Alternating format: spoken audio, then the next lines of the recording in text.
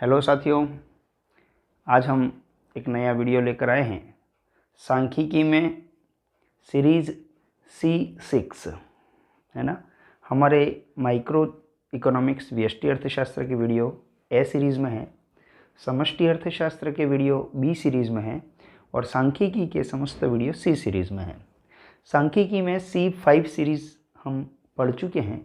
अब C6 series का part 1, ठीक है। इसमें हम ले रहे हैं मेजर्स ऑफ सेंट्रल टेंडेंसी, केंद्रीय प्रवृत्ति के माप, या इसको हम कहें सांख्यिकीय माध्य भी कह सकते हैं, स्टैटिस्टिकल एवरेज, ठीक है ना। कौन कौन से हैं वो जनरली तो हम जानते हैं, माध्य, माध्यिका, बहुलक, ये मोटा मोटा हम जानते हैं कि ये केंद्रीय प्रवृत्ति के माप हैं। लेकिन इन मापों को केंद्रीय प्रवृत्ति के माप क्यों कहते हैं, सांख्यिकीय माध्य क्यों कहते हैं, इस पर हम बात करेंगे। क्या होते हैं केंद्रीय प्रवृत्ति के माप? कोई भी समंक श्रेणी है या कोई भी मूल्य है, किसी श्रेणी के जो भी मूल्य हैं उनमें से कोई ऐसा मूल्य हम निकालें जो श्रेणी के सभी मूल्यों का प्रतिनिधित्व करता हो, representative value of the series, representation करता हो श्रेणी के सभी मूल्यों का। तो ऐसे मूल्य को हम केंद्रीय प्रवृत्ति का माप कहते हैं या सांख्यिकीय माध्य कहते हैं। क्यों कहते हैं? क्योंकि श्रेणी के अन्य जितने भी मूल्य हैं ना, वो उस मूल्य के आसपास होने की प्रवृत्ति रखते हैं।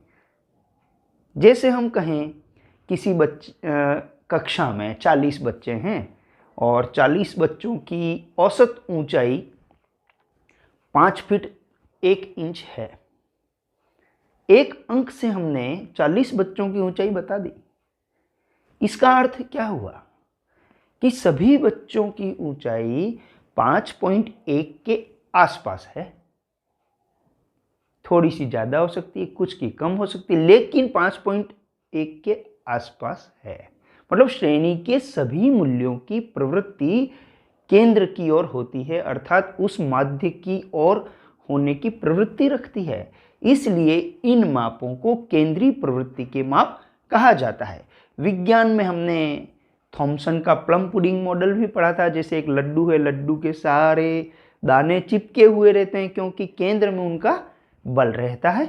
अब यहाँ पर इसको भी देखें, किसी समंक श्रेणी का वह मूल्य जो श्रेणी के समस्त अंकों का प्रतिनिधित्व करता है, रिप्रेजेंटेशन करता है सीरीज के सारे वैल्यूज का, उस मूल्य को ही सांख्यिकीय माध्य या केंद्रीय प्रवृत्ति का माप कहते हैं। क्यों कहते हैं? क्योंकि समंक श्रेणी के सभी मूल्य इस माध्य के चारों ओर केंद्रित रहते हैं। इसको अपन ऐसा भी कह सकते हैं, जैसे ये केंद्र है, ये माध्य है, तो श्रेणी के ये अन्य सारे मूल्य है ना, ये सारे इसके आसपास होने की प्रवृत्ति रखते हैं। इसलिए इसको हम केंद्रीय प्रवृत्ति का माप कहते हैं। अब इनके उद्देश्य, कार्य या महत्व क्या है, क्यों निकाला जाता है? पहला है समूह का संक्षिप्त विवरण। जैसे अभी मैंने आपको एक उदाहरण बताया कि कक्षा के 40 बच्चों का जो औसत हाइट है, औसत ऊंचाई है, वो 5 फीट 1 इंच है। संक्षिप्त हो गया ना, केवल एक वैल्यू बताने से हमारे दिमाग में 40 बच्चों की हाइट क्लियर हो गई कि औसत कितना है।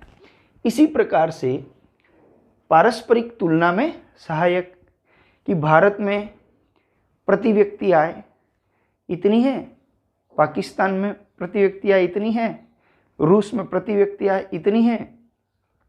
क्या है ये औसत? तो हम पारस्परिक तुलना कर सकते हैं। या कक्षा 9 के जो बच्चे हैं उनकी औसत ऊंचाई इतनी है, 10 के बच्चों की औसत ऊंचाई इतनी है, हम आपस में तुलना कर सकते हैं।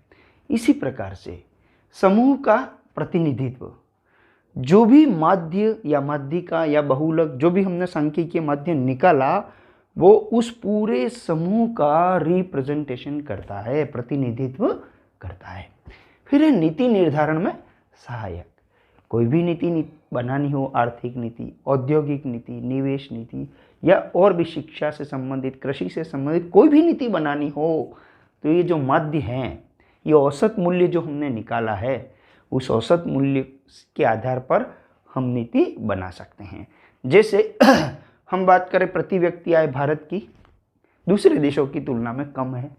अब सरकार यहाँ नीति बना सकती है कि भारत की प्रति व्यक्ति आय को कैसे बढ़ाना, या तो जनसंख्या पर नियंत्रण किया जाए, जनसंख्या नियंत्रित करने वाली नीतियाँ लगाई जाएं, या आय को बढ़ाने वाली उत्पादन राष्ट्रीय आय बढ़े तो भी प्रति व्यक्ति आय बढ़ेगी। फिर है सांख्यिकीय विश्लेषण का आधार, माध्य केंद्रीय प्रवृत्ति के मापों के आधार पर सांख्यिकी के हम बहुत सारे विश्लेषण या विवेचन कर सकते हैं, या आगे हम जैसे जैसे अगले चैप्टर आते जाएंगे हम इनको लेते जाएंगे।